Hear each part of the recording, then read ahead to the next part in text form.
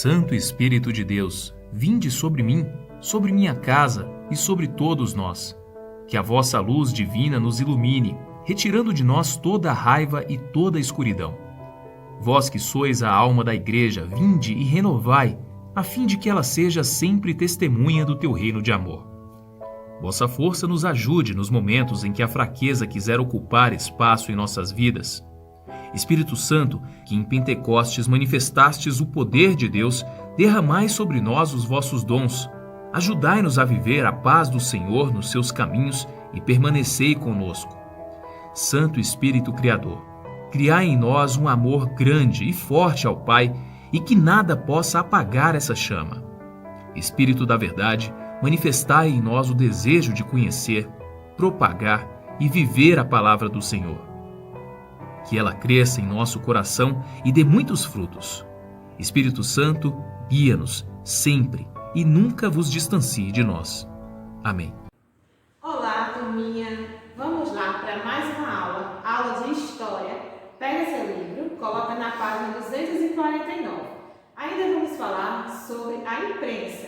E hoje nós vamos trazer a participação das mulheres na imprensa, as conquistas que elas tiveram em meados do século XIX, e uma das responsáveis por essas conquistas foi a imprensa. Olha só, em meados do século XIX foram criados os primeiros jornais e revistas que contavam com a participação das mulheres. E alguns desses meios de comunicação passaram a defender uma participação mais efetiva das mulheres, certo? E foi criado o Jornal das Senhoras. Por exemplo, esse jornal defendia educação igualitária para todos, pois antes elas não tinham o mesmo direito que os homens em questão de educação. Elas tinham pouquíssimo acesso à educação. E com a imprensa, com as reivindicações das mulheres na imprensa, esse fato mudou e elas começaram a conquistar esse direito de educação. Ao longo dos anos e aos poucos, o número de revistas e jornais que defendiam as causas femininas cresceu. E essa conquista aí também teve uma participação efetiva e as mulheres conseguiram o direito do voto, que antes só os homens podiam votar. E esse direito aí do voto passou a se estender para as mulheres também apenas na década de 1930, após várias reivindicações, várias lutas das mulheres para ter o mesmo direito dos homens, certo? Essa página é 249 que a gente acabou de ver. Vamos para 250. Na página 250, vamos falar um pouquinho sobre as mulheres nas revistas. Em meados do século XX, os assuntos voltados para as mulheres se tratavam para prepará-las para o casamento e para a maternidade. Vamos ler um trechinho aí nessa página, olha, que fala o seguinte: nessa época, a beleza entregava o campo de preocupações médicas e era associada à posse de boa saúde. O casamento e a maternidade eram tratados como pontos culminantes da vida da mulher. Eram pontos essenciais para a vida da mulher. Essas reportagens traziam, como elas deviam se comportar, a questão do casamento, como cuidar dos filhos. Essas revistas aí eram voltadas para esse tópico.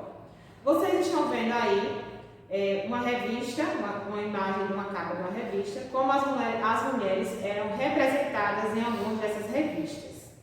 Se você observar aí, todas no chapéu, todas elegantes, como elas deveriam se comportar. A imagem da mulher ideal naquele tempo era assim. Agora, lá na página 251, vamos ver aí mais algumas capas. Você vai ver aí a revista que estampava a maternidade, a mulher com o bebezinho no colo. O nome dessa revista aí era Revista Feminina e foi publicada em 1920. Temos a próxima, que o nome da revista era Cruzeiro. A revista estampava também mulheres trajadas com roupas e acessórios de luxo. A imagem das mulheres tinha o objetivo de estabelecer um padrão de beleza considerado ideal na época.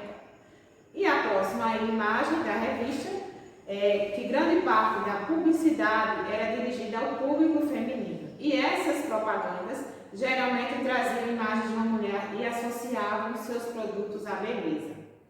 O nome da revista era Careta e foi publicada em 1921.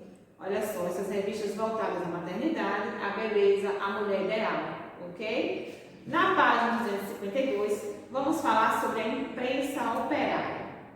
Entre o final do século XIX e o início do XX, houve um grande crescimento do número de indústrias instaladas aqui no Brasil.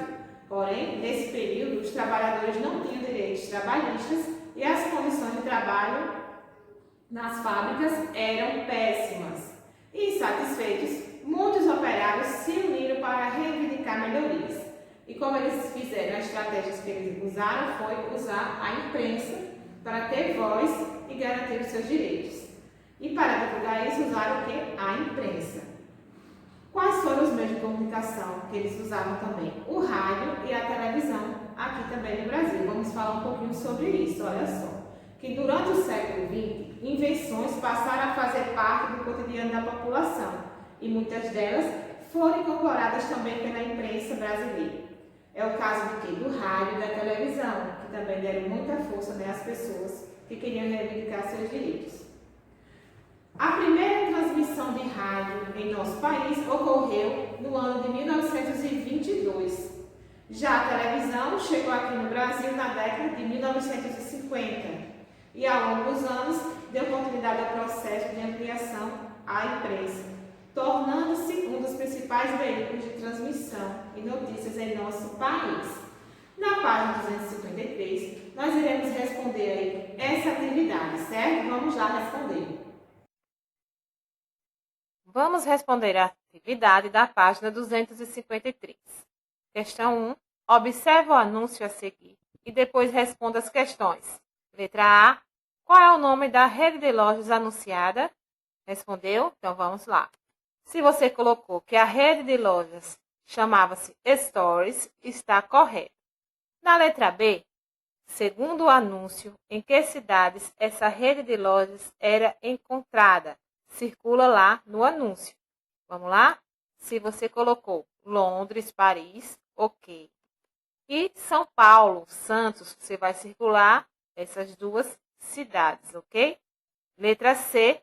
Descreva a imagem presente no anúncio. Você observa a imagem e diz o que ela retrata. Vamos lá? A imagem do anúncio mostra uma mulher em sua penteadeira, olhando-se e vestindo-se com roupas luxuosas. Letra D. Relacione o anúncio com a frase a seguir. As revistas e a publicidade do início do século XX costumavam aconselhar as mulheres sobre os padrões de beleza, de moda e de comportamento da época. Vamos lá? Resposta é: o anúncio traz a imagem de uma mulher vestindo-se de acordo com padrões de beleza e de moda valorizados na época, para que essas ideias fossem associadas à loja anunciada. Ok, respondemos a atividade. Vamos agora para a página 254 falar um pouquinho sobre um período de repressão aqui no nosso país. Isso aconteceu aí em 1964, onde a história da imprensa brasileira foi influenciada pelo novo regime de governo instaurado aqui no nosso Brasil, que era chamada ditadura militar. Nesse ano, por meio de um golpe, o presidente João Goulart foi afastado do poder e os militares passaram a governar o país. E o governo ele foi instituído pelos militares em uma ditadura, ou seja, um governo imposto, que tinha características autoritárias e repressivas. A população tinha que cumprir aquele regime, certo? Ele era um regime muito opressor também. A censura e a imprensa também sofreu com isso, olha só. Vamos falar sobre a censura à imprensa. Para impedir a circulação de ideias contrárias ao governo, os militares eles passaram a censurar os meios de comunicação e as manifestações artísticas. Assim, jornalistas, músicos, compositores e atores eram constantemente vigiados e tinham muitos de seus trabalhos alterados ou censurados, tá? Eles eram impedidos de divulgar. Um exemplo é uma questão de um artista ele ter uma música, gravar uma música E se não for a letra adequada, né, aquele regime, eles não deixavam eles divulgar essa música. A imprensa também, uma reportagem que não fosse de acordo com aquele regime ali de ditador, ela também não poderia publicar essa reportagem, certo? A ditadura e a imprensa alternativa, lá na página 55, vamos falar um pouquinho. Durante esse regime militar, foram criados muitos jornais e revistas também, e que eles faziam oposição à ditadura. Esses órgãos de imprensa ficaram conhecidos como imprensa alternativa. Essa imprensa utilizava o quê? O humor e recursos como charges e entrevistas para divulgar ideias contrárias ao regime militar. Então, um dos principais jornais alternativos foi o Pasquim, criado em 1969. Eles traziam, né, um jeito mais divertido, uma charge para criticar também esse regime de opressão a esse regime de ditadura. Vamos para a página 256, falar sobre agora a imprensa e a internet.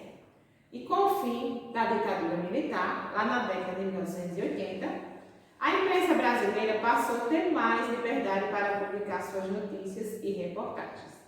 Na década de 1990, com o desenvolvimento da internet, a imprensa passou a utilizar intensamente esse novo meio de comunicação e muitos jornais, além das edições impressas, começaram a ser publicados em edições digitais, como até hoje nós vimos, né? Muitas notícias, jornais digitais também, você pode encontrar na internet.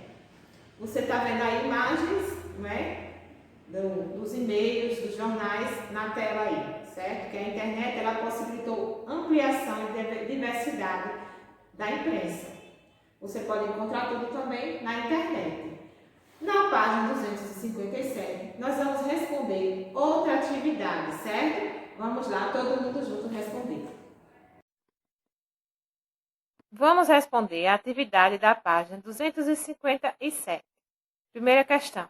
Durante a ditadura, o regime militar limitou a liberdade de grande maioria dos cidadãos brasileiros. Para isso, foram adotadas muitas medidas, entre elas a implantação dos atos institucionais. Esses atos eram leis impostas à população, que concediam ao governo plenos poderes de repressão. Leia um trecho do AI-5, que trata da suspensão de direitos políticos. Terceiro, proibição de atividades ou manifestação sobre o assunto de natureza política. Quarto, aplicação, quando necessária, das seguintes medidas de segurança. Letra A, liberdade vigiada. Letra B, proibição de frequentar determinados lugares. Vamos responder agora a letra A. De acordo com a AI-5, os cidadãos tinham direitos de se manifestarem sobre assuntos políticos. Sublinhe o trecho que trata desse tema.